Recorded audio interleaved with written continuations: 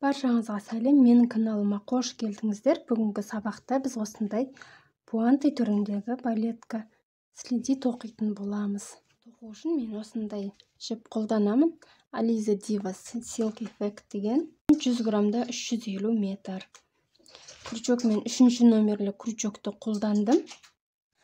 Тоқуды біз следидің бас жағынан бастайтын боламыз, башпай жағынан.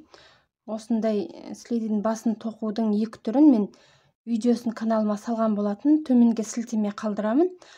Соған қарап өзіңіздің өлшеміңізге қарай басын тоқып аласыздар. Мен әрі қарай жалғастырамын. Тоқып болғаннан кейін өзіміздің өлшемімізге қарай 3 қатар ешқандай қосусыз тоқып шығамыз. Менде мынау бірінші қатарын тоқыдым, енді тағы 2 қатар ешқандай қосусыз осылай тоқимын.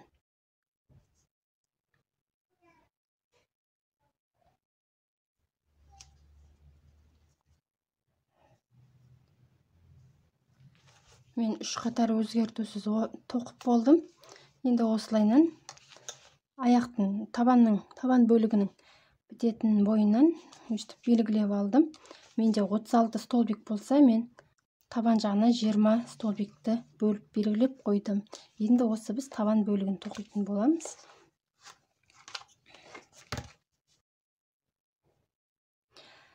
Мына жерден жіпті қиып, мына жағынан белгілеген жақтан бастасаңыздар болады. Бірақ мен жіпті қимай, аттап өтіп, осы жерден бастаймын.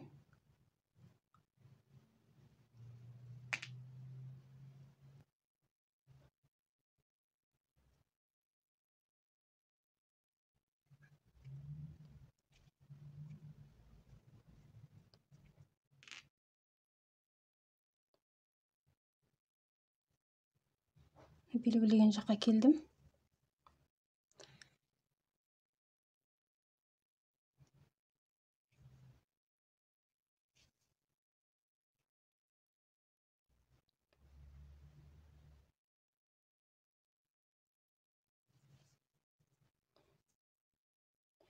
Осылайынан 20 столбик тоқимыз. Мен 20 столбик тоқып болдым. Алды осылайынан қалады.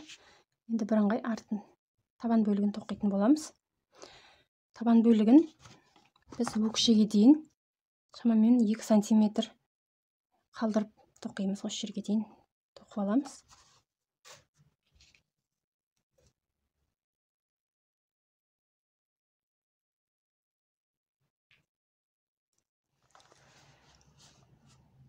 Өкшесіне 2-3 сантиметр жеткізбей тоқып болдық. Енді осы жерде ортаңғы 6 столбикті белгілеп аламын. Егер сіздерде мына жағы, табан жағы тақсанмен аяқталса, 7 немесе 5 столбик белгілеп алсаңыздар болады. Енді өкшесінің домалақ формасын келтіретін боламыз.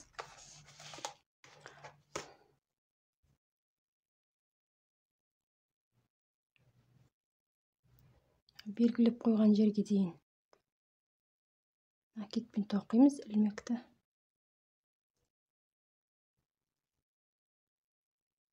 Алып тастаймыз. Енді крючокты саламыз. Жіпті тартып шығарамыз. Екіншісіне крючокты саламыз. Жіпті тартып шығарамыз.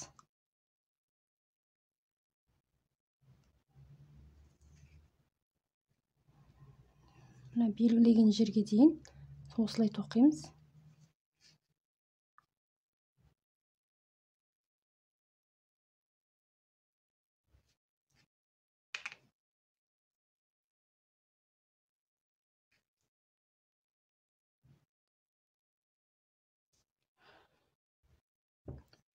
Әрі қарай әдеттегідей тоқимыз.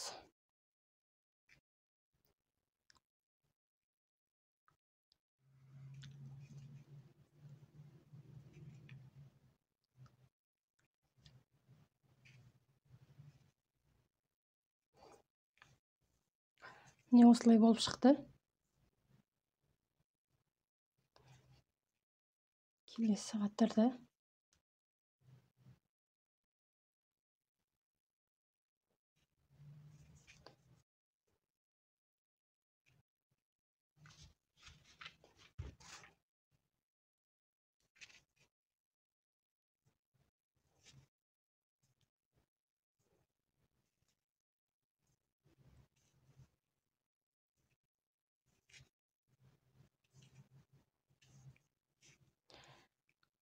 қысқартқан жерімізге келдік. Енді крючокты өткізіп шығарамыз. Келесінен жіпті тартып шығарамыз. Және мынау үшіншісінен тағы да жіпті тартып шығарамыз. Жіпті іліп алып, крючокқа бәрін бірге өткіземіз. Ары қарай накидпен тоқимыз.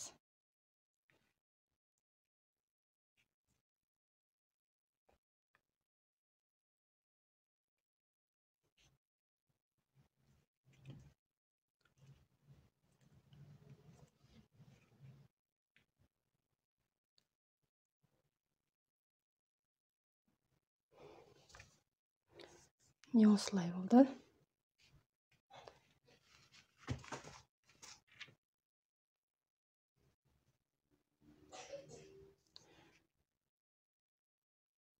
Бұл қатарды толығымен накидпен тоқимыз.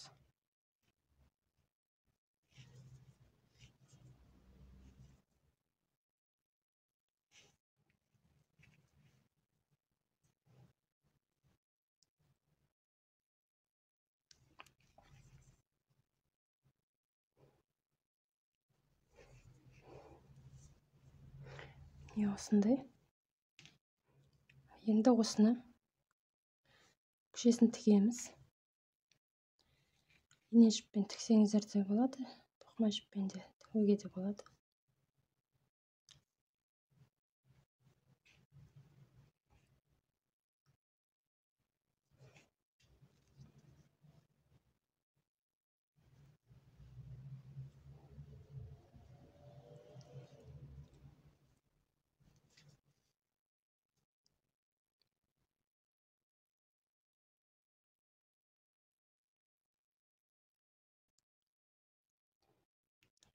Осылай тігіп шығамыз.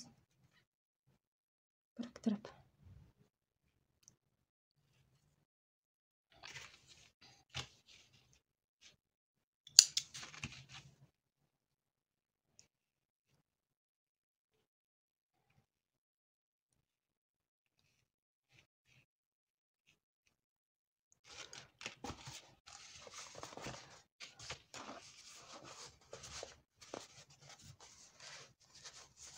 Енді жоғарғы бөлігін тоқимыз.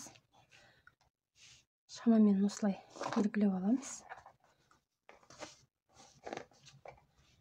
Маған осы жеткілікті. Мінекей столбиктің жанынан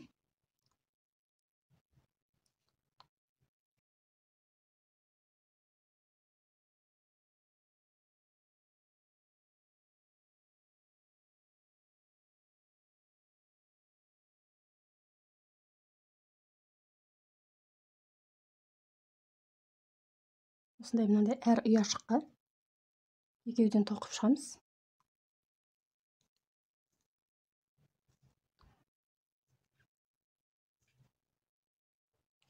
Осылайынан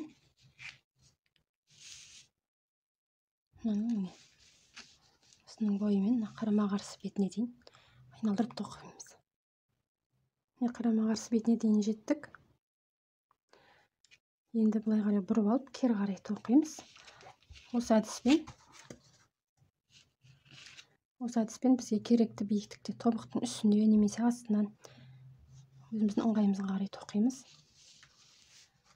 Қажетті биіктікті тоқып алдым. Енді шиегін көмкеретін боламыз. Ол үшін мінекей 1, 2, 3 мына қапталына тоқимыз, мынандай жерлерінен. Бізде біреуі бар, ұяшықтың ішіне саламыз да крючокты жіпті тартып.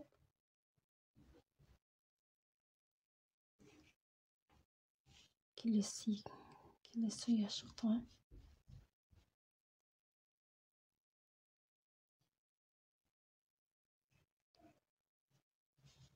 Осы жерге дейін осылай тоқып шығамыз. Бұрыш жағына келдік. Бұрышында мына ұяшыққа негізгісіне крючокты тартып жіпті шығарамыз. Аламыз. келесі мынау уыз болып тұрғанға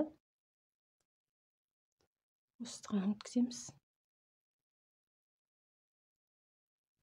Сосын табан бөлігіндегіге өткіземіз қатарға. Енді осының барлығын бірге қосамыз. Келесісіне мынаған біреу, мынаған біреу, бұрышына біреуден үшеуін біріктірдік. Енді келесі ұяшыққа екеу,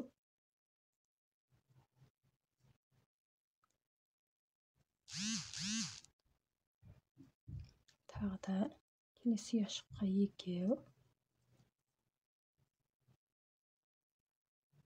Енді 3 цепочка тоқимыз, 3 ilmek. 1, 2, 3. Әрі қарай келесі ұяшықтан екеу.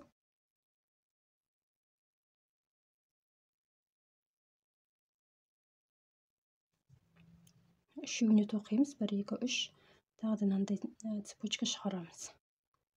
Сосын тағы үшеуін тоқимыз. Енді осындай болып шықты. Бас жағындағы бұрышқа келдік. Бұл жерде міне жіпті бүйтіп ілмейміз, енді көкжаққа бірден ұяшығынан өткізіп жіпті тартып аламыз. Сосын мынау бұрыш бас жақтағы табан жалғасып кеткен петлядан алып, содан тартамыз да үшеуін қосамыз. Әрі қарай жай ғана осындай столбик тоқимыз.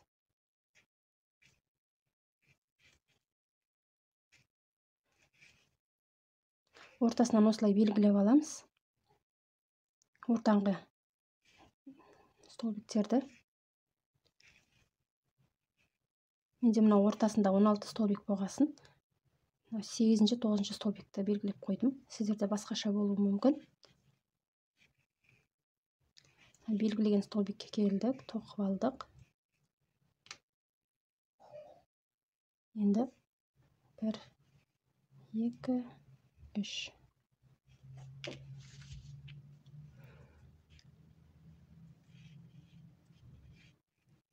Әрі қарай мына бетінде мынау сияқты қылып симметриялы қылып тоқимыз. Тоқып болдық. Осындай болып шықты менде. Енді бауын тоқимыз осындай. Просто цепочка қылып. Ортасын белгілеп аламыз да. Мына жердегі бағанағы біздің белгілеген петлямыздан өткіземіз.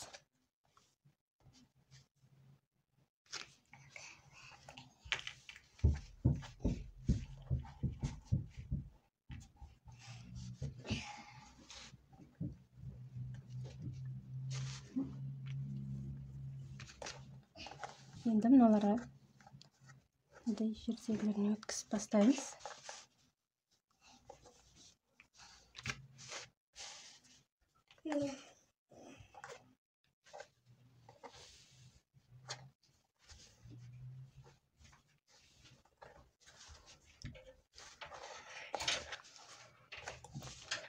Менде осындай болып шықты. Міне.